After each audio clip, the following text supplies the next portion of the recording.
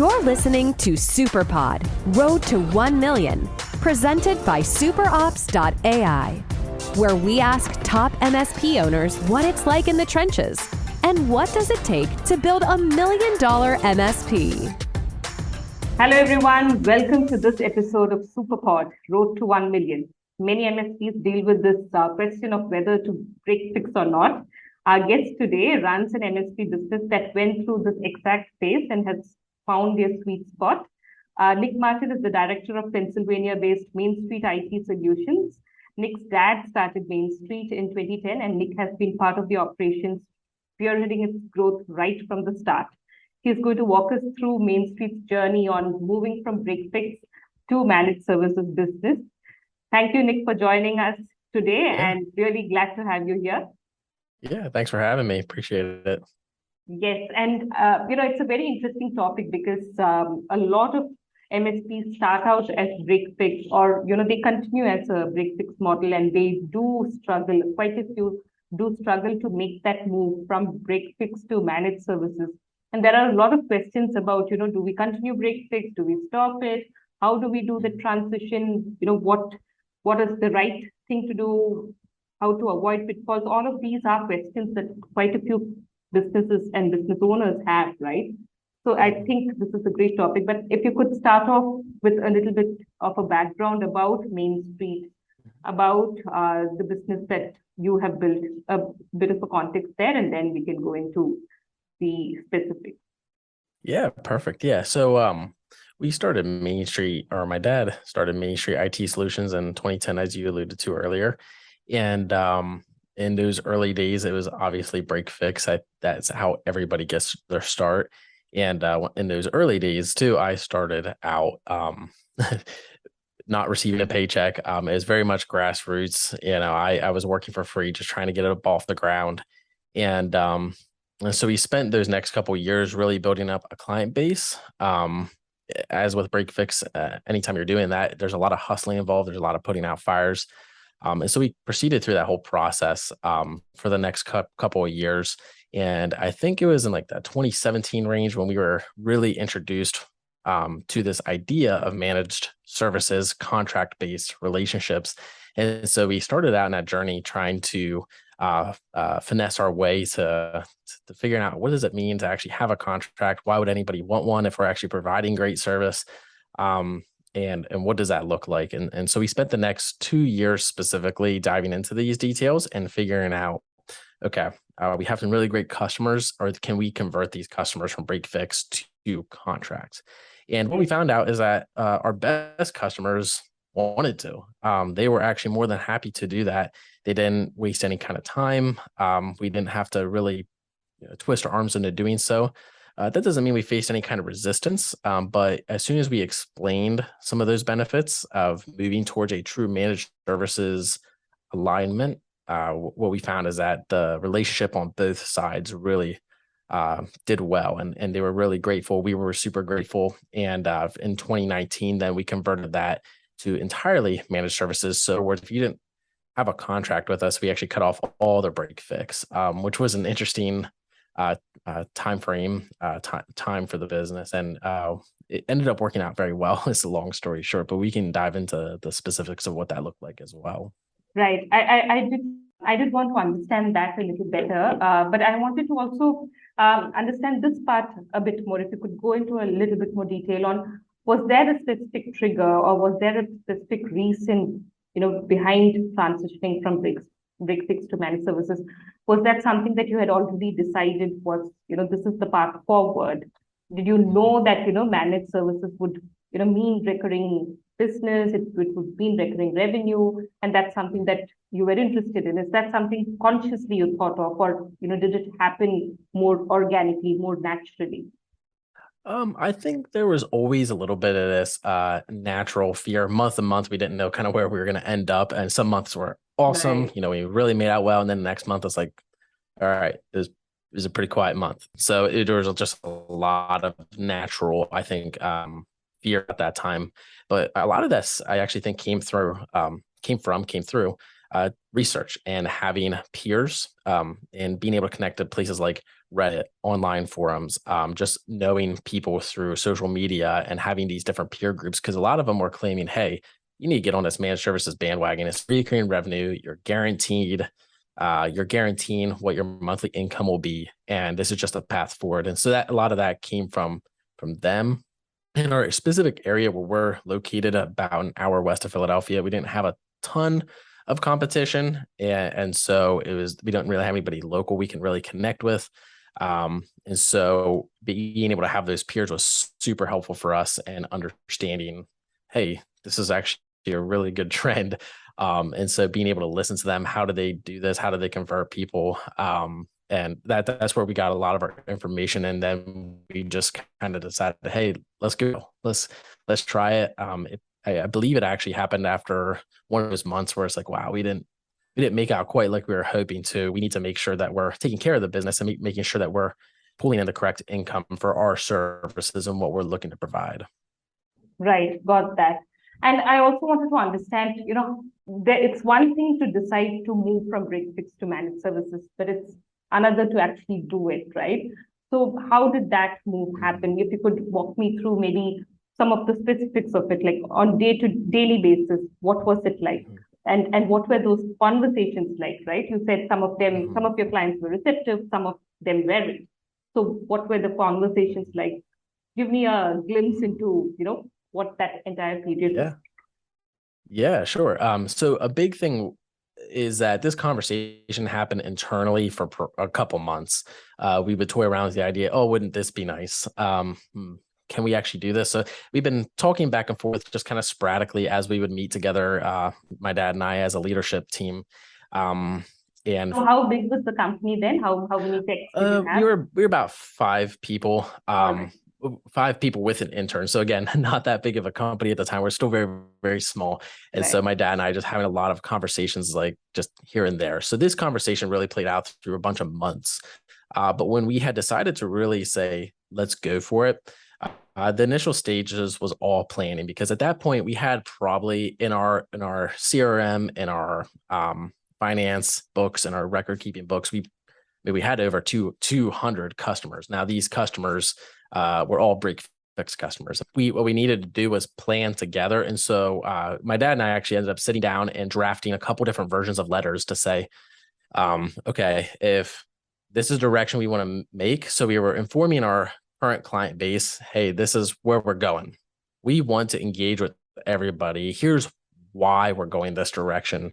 And the biggest reasoning we gave off to those clients was, we want to be successful and we want you to be successful. And this break fix model is a win-lose scenario. It's hardly ever a win-win scenario, but managed services can provide all of us a win-win scenario. And so we really needed to dig deep on that and make sure our customers understood this, because there were a couple of people hurt through this process later on. Like they really felt like, well, you did our IT for all this time. And that was really unfortunate. But at the same point too, those were the customers we were constantly putting out fires. And they just didn't want to invest in IT, and it made it very stressful for us. So when we laid all this out, we were able to hand this off, this information off to our customers. And we got a lot of good feedback. I would say more than 75% of the people that we gave this information to, even if they didn't sign up with us, were super understanding. And then, so that was the first part. And then that second part was being able to give them a plan of action.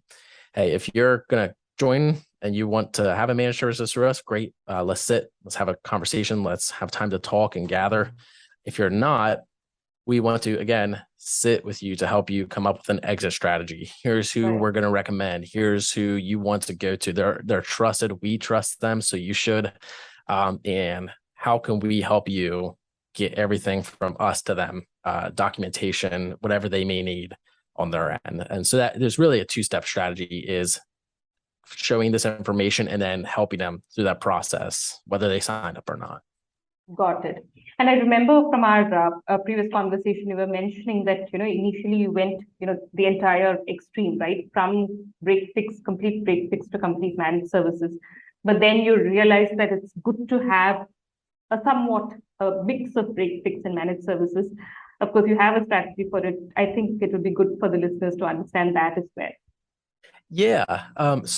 Yeah, again, our initial idea was, hey, we're going to go all managed services. We love the idea. And that's probably because we sat with the idea the longest. We're also a little biased too, because it's our idea. So it sounds nice.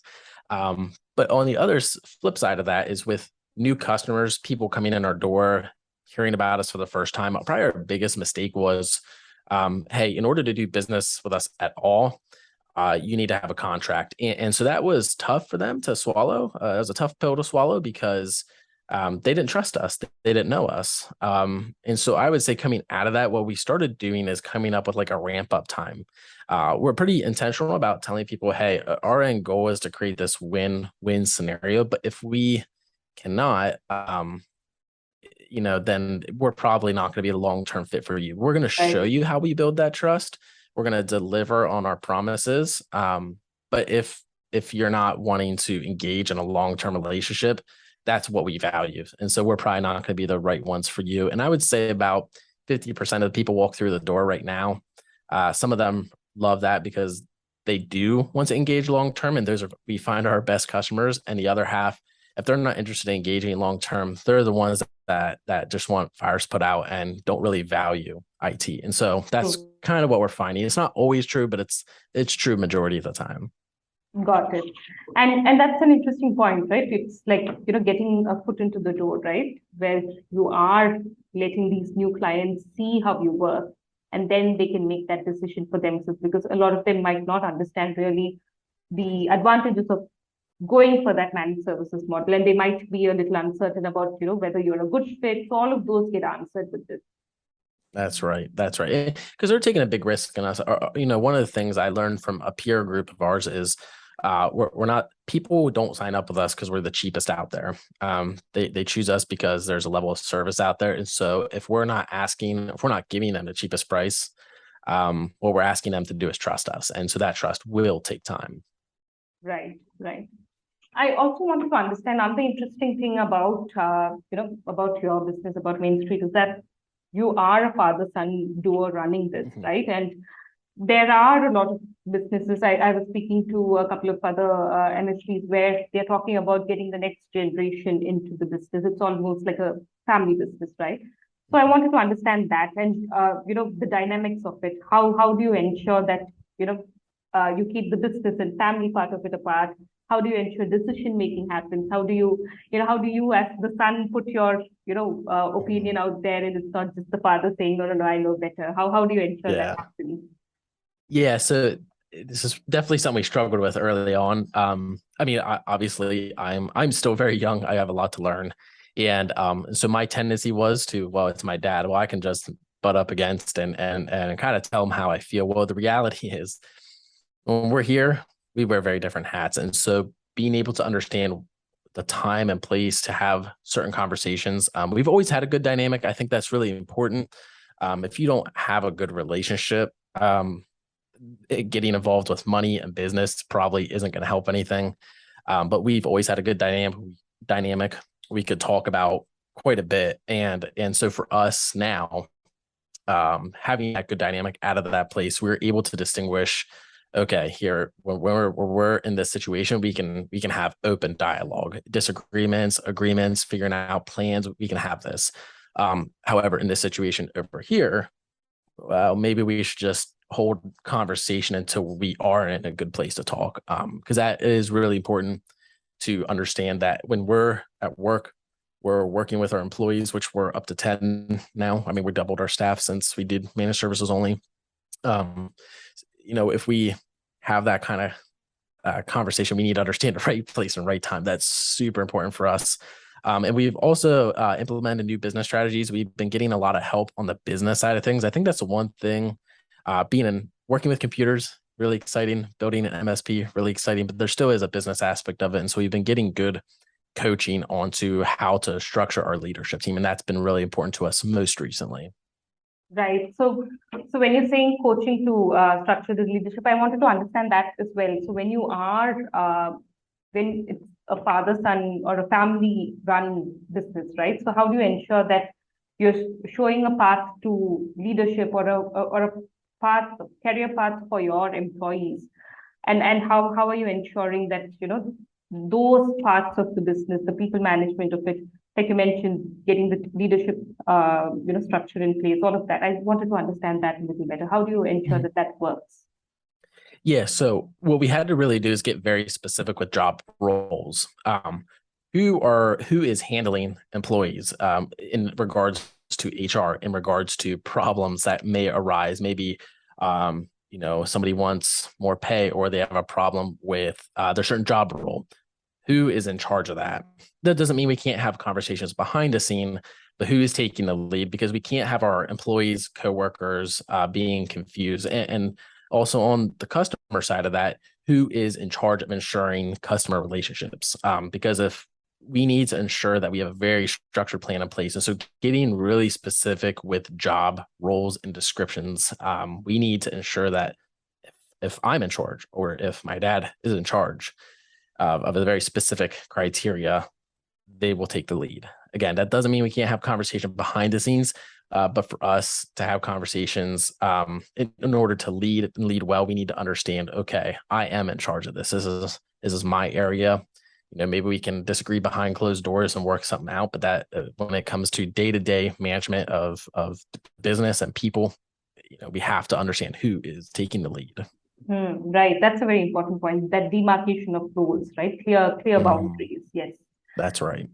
That's an interesting point. I also, wanted to understand, going back to the break fix and MSP part of it, what was the impact like, both cost and when you look back, right? Are there things that you would have done differently? Mm-hmm. Yeah, so the impact actually right out of the gate when we made this transition was basically twofold. It was time and money. On a positive note, we were able to gain so much time back because now we're committing to people who are committed to us.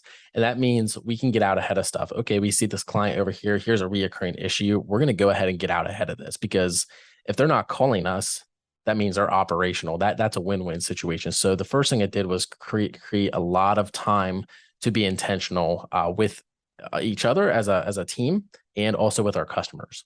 The second thing it did actually was a very negative impact, which is probably what most people are fearful of when it comes to getting rid of break fix, is we lost about anywhere between $10 to $15 to $20,000 a month. And that break fix revenue. Some months it was greater, closer to that 20 mark, and other months is probably maybe closer to that $5,000 mark. But again, that was part of the problem we were trying to remove from the equation. We're not quite sure what we're going to end up with, because we have no idea what the month holds. And so that was a negative aspect of that took us a little bit to work through. But because of that first part there with the time, now we have time for new customers. Now we can grow our managed services out, because there's a lot of time that is created that we can continue to grow and polish off our service offering. Right. And when you move from break fix to managed services, structurally, as teams, because the businesses are very different, right? The model is very different. So was there a lot of restructuring you had to do internally? Were there new roles that you had to, hire for? Were there roles that were made redundant? How did you manage that part of it? Yeah, so really in the early days, because we really cut off, a large portion of our customer base, it was pretty flexible. We still only had 5 people at that point, so we could be very flexible with people and their schedules. And as we built out the managed services, then we really had to structure, and that's really where the restructuring came in place. What we had to do is develop tiers in a meaningful way. Before it's almost, I shouldn't say it was a free fall, but it pretty much felt that way. A ticket comes in, who's handling it? Well, I don't know who's not doing anything right now. I'll just give it to them.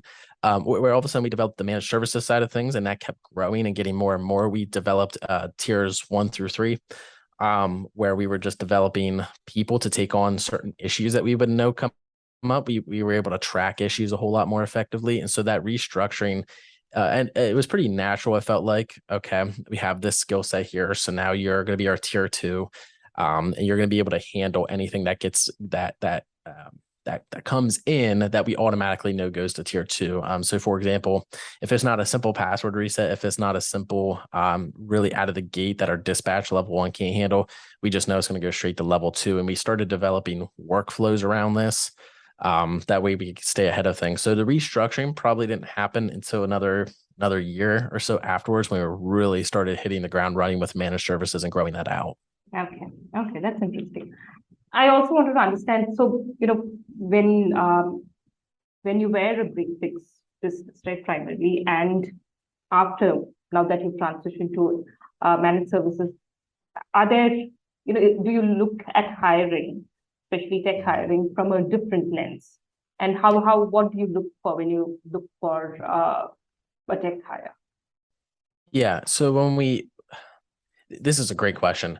What we really look for, what we used to look for is how busy are we? And it made us very hesitant to hire because, again, there's such a variability on, I don't know how many hours we're going to put in. And so what we'd often do is kind of overload people at times. And so what we do to try to compensate that is, if we are having a really good week where we didn't have as many hours put in, we were just giving people random time off because we didn't want them to burn out. Where now we actually are in a pretty predictable model. We understand what it takes, how much revenue it takes to hire out, and figure out how much is really left over, because everything we have coming in is cash flowed in a way that's predictable. So we know a lot of it's done based on company size. So whenever we pull in a managed services contract, depending if it's a 10-person company versus a 100-person company, it helps us understand, okay, this is how many people we're going to need to service this in a month. And it helps us get a little bit more predictable on our hiring. Got it. Got it. And when you look at the business growth that you've had, right, and you have quite a fair spread of clients, what's the one channel or one customer acquisition channel that you have that has worked really well for you? I'm sorry, repeat that last one again. The customer acquisition channel, is it referral, word of mouth, or specific kind of email marketing? What has worked well for you? So this is very a prevalent conversation today. So I've been devoting a ton of time into marketing and business development this past year. But prior to that, everything was word of mouth. Everything we did was word of mouth. And so that in that essence, it's been really good. Because we went from 5 people to 10 people within a very short amount of time, but just based off of word of mouth. But what probably last year around this time, maybe a year and a half, what we found is that word of mouth just wasn't, we were getting so effective in our workflows. We were getting so good at escalation and understanding our workflows from the time a ticket came in to the time a ticket was closed, that it kind of stagnated our growth. So we experienced really quick growth. And then all of a sudden, the word of mouth, it just takes a lot longer. It takes a while to get people in the door, understand, you're making happy people, but that doesn't necessarily mean, because we're a true business to business, that doesn't necessarily mean employees are going home telling their spouses, hey, you got to switch your IT company. So the word of mouth had worked really well, and it still works very well in terms of owners to owners or executives to executives. But when we're interacting with a majority of employee base who they don't really care, we really had to get intentional with our marketing. So then I've really devoted a ton of time here in this past year and a half to that whole business development aspect. And we've been doing a ton of social marketing along with video production and that kind of stuff. So it's been exciting. And so it really did start grassroots, just like, hey, just tell people about us and hopefully we'll grow. And we did. But now we're just not growing at a rate, which, to be honest, has actually made it very fun. We've grown in a way and with enough speed.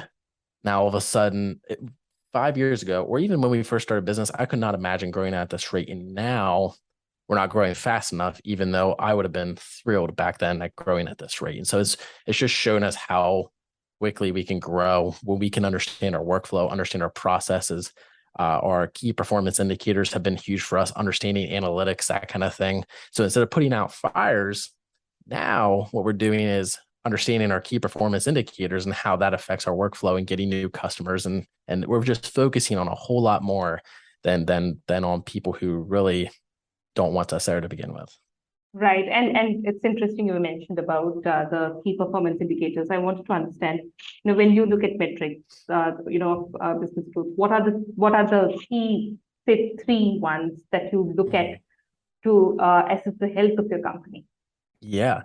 So we don't guarantee service level agreements with our customers, but we use them internally. So for example, if a certain priority ticket comes in, we have an internal SLA set up. And so we have metrics built around that. Are we able to meet our service level agreement that we have set up internally? Because if not, why? Why are we not meeting that criteria? And one of the most simple ones to understand is how many tickets we're opening in a day versus how many we're closing in a day. Are they medium priority tickets? Are they high priority tickets? Are they critical tickets? Like, what kind of metrics are we collecting? And how are we using that data has been super important to us in our growth this past year, and understanding how to create workflows around that. So for example, one of the things we track is time to resolution on medium priority tickets with that come in as service requests. So we differentiate out our different tickets and what kind of types they are. And so if somebody's saying, hey, I need email set up on my phone, well, that would be a normal medium ticket priority. And how quickly can we actually get that out? Because once we know it goes above a certain threshold, we know customers tend to get a little antsy. They tend to get a little frustrated at the time it takes to fulfill a simple request. And so we know if we need to adjust, and it doesn't mean it'll tell us how to adjust, but it lets us know, hey, we have a problem here. We should probably be checking this out and adjusting. And we got to figure this out. And so collecting that data, analyzing that data on a pretty regular basis has been very, very key for us in our growth. Right. That's a very interesting point. And when you look back, do you remember the first client that you got and how you got the client? Yeah. So our first client is a whole reason we even started this business. It was an old work colleague of my dad's, and a bunch of years ago, 2010, he had approached my dad and said, hey, are you still in IT? Because my dad had operated as an IT manager of a bunch of different companies, and most recently had operated as IT manager of about a 4,000 person company. And so he was coming out of that wanting to start his own business. Wasn't sure quite if he wanted to yet or not, but an old colleague of his approached him and said, hey, are you doing IT? Are you still doing anything there? I'd love to hire you. I have my own business and I need help in a bad way. And so he ended up becoming our first customer, still a customer to this day, which we're super grateful for. But if it wasn't for that extra push into doing this, I don't know if he would have made the jump or not. Wow. Those connections, those coincidences, that really makes a big difference, doesn't it? Yeah, Yeah, no these doubt. stories actually are, and every MSP has that. I think that reason why they decided to launch. That's why it's interesting to hear your stories. Yeah. And for MSPs who maybe want to start out, who are struggling to earn revenues right now, what would your message be to them? What was our revenue at that time? Is that what you're asking? No, from MSPs who are right now, say, struggling, or struggling to earn revenues, or who are doubting themselves, what would your message be to them? Yes. I think the biggest thing is IT MSPs and IT personnel in general can tend to devalue themselves, especially in the MSP level, especially when there's a lot of people saying, hey, I don't want to sign up with you because I don't value you. And so when you hear that message so often, you can almost start to believe it. And it was something that we can struggle with from time to time, especially if we get a bunch of no's in a row from new people coming in. They're like, I don't see the value here. And it's like, okay, it's hard because you see the value, but if everybody around you doesn't see that value, is it valuable? I don't know. And so one thing I would just encourage different MSPs is to simply understand your worth. You're going to have your really, really good clients, and they're going to let you know what that worth is. And so my suggestion is to lean in to your best clients. Our best clients continue to reaffirm the value that we give them. I constantly have emails coming in, and it's usually from the same clients and from the same people, and they're saying, hey, amazing job. We're so grateful that you're here to help us out. Thank you so much. And just understanding that they're really the ones that we need to partner with, and that they're actually reaffirming that, yes, there is value there. You can't just listen to any single person, especially when a vast majority of the public really doesn't understand IT and the amount of work that it takes to back end to make work. It can be a little overwhelming at times, but I would just encourage you guys just to to lean into those really good customers and continue to understand your worth and value and make sure that you hold on to that. And it's easier said than done. Those the people who are really 1 year and attention, and it's a struggle, but you got to find a way. Got to build out that tough skin. Yeah. That's a very important point, isn't it? That it can get overwhelming when you're doing business, and especially for MSPs where tech is their forte, isn't it? And when you are doing sales along with it and marketing, and you do hear those no's, it can get tough. So understanding why you are doing this and talking to people who and is that something that you also do? That do you have a circle that you ensure, like you were mentioning your peer group as well, right? So do you have a network that you can lean on to? Is that something that you cultivate? Yeah. I mean, everybody here basically, both for the technicians and executives, like I met with a peer group yesterday, and we were discussing simply at executive level just the struggles that we face as managed service providers together. I know there's more than enough business in the market today for MSPs, and so there's not a hostility there with these peer groups. We're not trying to outduel each other. We're just trying to help each other get better. And so it is nice to be able to connect with those people. If you don't have a peer group, you need to find one. There are a lot of places to find those through different vendors, and they are building them out there. They may not necessarily be advertised all that well, but they are out there, and I find so much value through them, even if it's for the simple fact of that emotional support, because it is so needed in this market. Yes, I think that's a very brilliant point, because it can be a lonely journey, right? You're offering tech support, which can become quite overwhelming, and the other is you're entrepreneurs at the end of the day, and that can also be a very lonely journey. So yeah, it is good to have that support system. Yeah, and if you were to start all over again, if you had to do this differently, what would that one thing be that you would do differently? Yeah, wow, great question again. I really think probably the biggest thing I would do differently is what types of people I invite in as a customer. There's been a couple customers now, creating better understanding of the types of customers I'm pulling in. I've even had some managed service customers, contract customers that ended up being the worst. There's no relationship there, and so if I had to do anything over again, it would be building out metrics to measure value and what potential lead value. And that's not value. That's just wanting us to work nonstop. And then they'll blame us at any turn. And so I would probably figure out a way to deal with those people a little bit quicker, because we've actually had to drop managed services customers because they sucked the life out of us so much. Just because they were giving us a monthly income doesn't necessarily mean that was the most productive relationship. Or, if they're sucking up that much time, then they're detrimental to our other customers. And so there's a balance there. You're going to have months where maybe you put in a little bit of extra time, but it needs to be focused on a relationship. And I would say for a while there, we were too much focused on getting money, which I think again is natural. When you don't have money coming in the door, that's a very natural feeling. But I would probably put a little heavier emphasis on the relationship. Yeah, that's an important point, right? We do take a lot of effort in hiring our staff, but when we are looking at onboarding clients, we need to be as careful and be discreet about it, be careful about it, I guess. So that's an important point. Anything else, Nick, that we haven't covered that you think would be interesting, which would be useful for other MSPs to know or understand? No, we talked a lot about, to be honest, we could probably talk for hours on end, but I think the biggest thing that MSPs need to do is continue to stick together.